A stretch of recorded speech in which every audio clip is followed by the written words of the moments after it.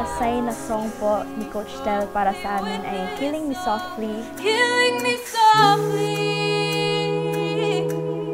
Hindi lang kami sanay sa genre, pero confident naman po kami na mabibigyan namin ng hustisya yung song. Nararamdaman ko yung kaba, na pati ako kinakabahan. Siguro importante pag nag-perform kayo, talagang enjoy nyo. Kasi napansin ko rin yung movement nyo.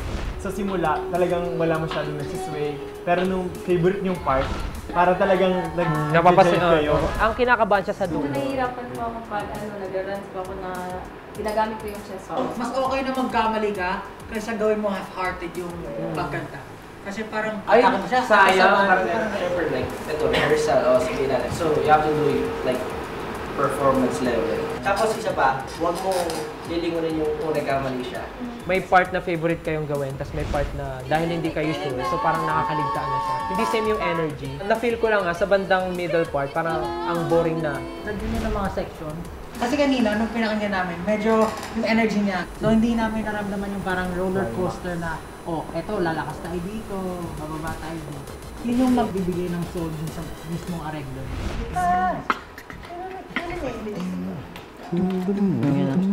Naiwan na lang natin. Ginalagay na nila. Yung sa mga, harmony. yung sa mga, para ma-feel lang yung presence, yun na nandun kayo habang kumakanta siya ng verse. Si bass lang, gusto ko siya yung bagsak na bum bum bum dum dum dum. Sabi ko sa'yo, kasi all throughout, same yung pattern ng ginagawa ko. Makapalit.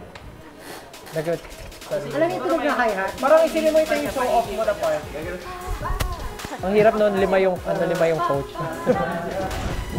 Sa boses naman nila wala nang problema. Pero doon sa bawat elements, bawat layers ng tunog nila, yun yung dapat nilang tutukan. Kasi dapat as one silang nag-move.